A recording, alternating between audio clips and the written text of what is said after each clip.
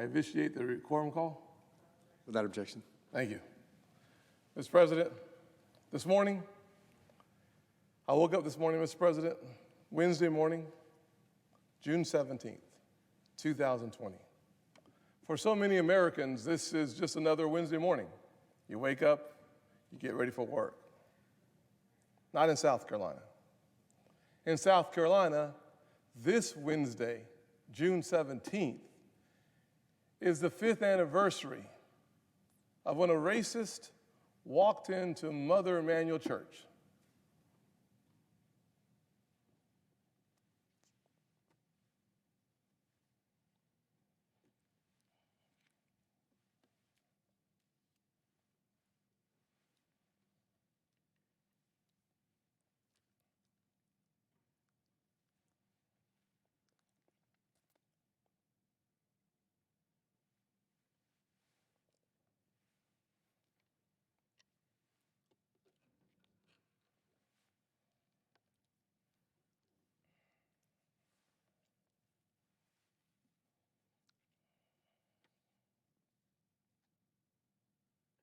And sat through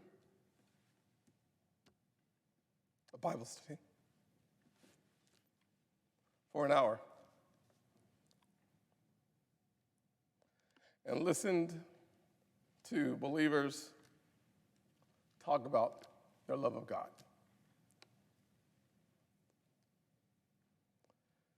And at the end of that Bible study, pulled out a weapon and killed 9 people.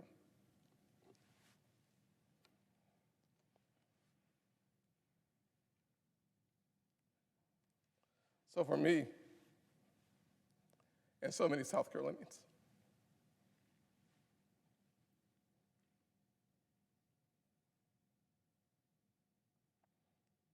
this is a hard day.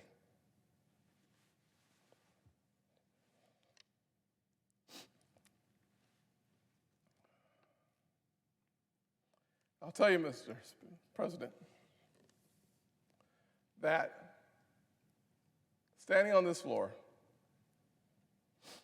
remembering the words of one of the victim's son, Daniel Simmons Jr., 5 years ago, a Wednesday had passed, 1 week later. And I asked Daniel Simmons Jr., whose father, Daniel Simmons Sr., had been killed in an attempt to start another race war at the home of the Civil War. I asked him, what should I say to the people who will be watching around the country? He said what I could not believe, was please remind them of Romans 8:28, that all things work together for good, for those who love God and are called according to their purpose. I was standing at those doors on my cell phone. I could not believe the words he was speaking.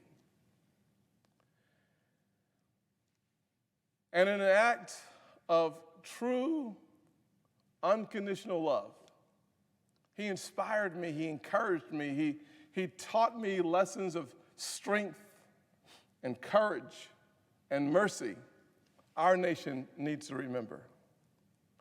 And I came to the floor today, Mr. President, to speak about my new bill, the Justice Act, our Republican response to the police reform. And I was sitting in my office when the senator from Illinois talked about the token legislation. On this day, the day that we remember Mother Emanuel Church and the 9 lost lives, my friend, the pastor of the church, Clemente Pinckney, the first person ever to call me a senator, the pastor of that church, a Democrat pastor of that church, says to me, my senator, 2012, December, to reflect back on the fact that I have in my phone today the text from Clemente where I said, "Are you okay?" He didn't answer because he was already dead. To think that on this day, as we try to make sure that fewer people lose confidence in this nation, to have the senator from Illinois refer to this process, this bill, this opportunity to restore hope and confidence and trust from the American people, from African Americans, from communities of color, to call this a token process hurts my soul for my country, for our people. To think that the concept of anti-lynching that's a part of this legislation to be considered a token piece of legislation because perhaps I'm African American and I'm the only one on the side of the aisle. I don't know what he meant, but I can tell you that this day, to have those comments again hurts the soul. To think about how the same year, 2015, Walter Scott, in my hometown of North Charleston, running away from the police, gets shot 5 times in the back. I sponsored legislation then, and I don't remember a single person saying a single thing on that side of the aisle about helping to push forward more legislation on body cameras. But today, this is a token piece of legislation. Because I think it's important that we stand up and be counted and make sure that we have more resources available for every single officer to have a body camera. Because as we saw in Georgia with Mr. Arbery, had it not been caught on video, in Walter Scott's case, had it not been caught on video, in George Floyd's case, had it not been caught on video, we might be in a different place. But on the other side, they're wanting to race bait on tokenism, while this legislation will provide resources for body cameras, for anti-lynching, for de-escalation training. But no, we can't concern ourselves with the families I sat with at the White House yesterday and in my office yesterday. Instead, we want to play politics because this is 2020, and we're far more concerned about winning elections than we are having a serious conversation on reform in this country.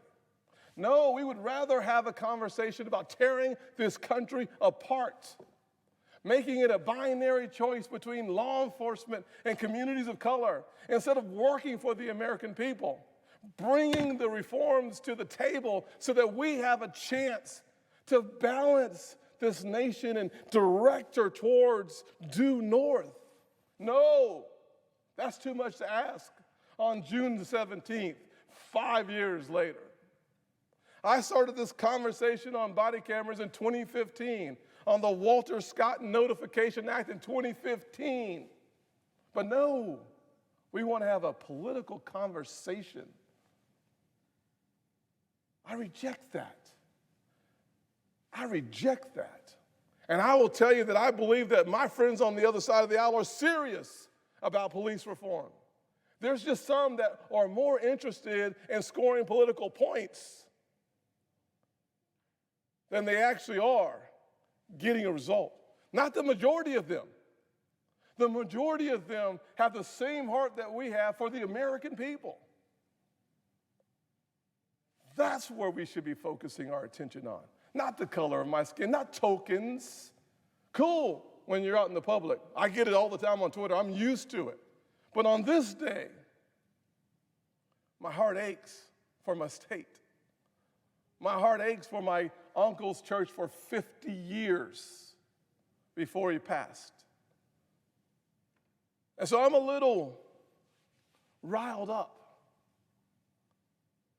I sit here quietly trying to pass good legislation that was based on the House bill because I knew that if I wanted a chance to get something done, we had to do it in a bipartisan fashion.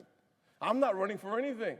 I'm not up for re-election. I'm not trying to support someone for their victory. I'm simply saying to the families I met with yesterday at the White House without a camera And in my office yesterday, without a camera, I hear you. We see you. You are not simply sitting there silent. We are working on serious, tangible, measurable results. Why is that not enough?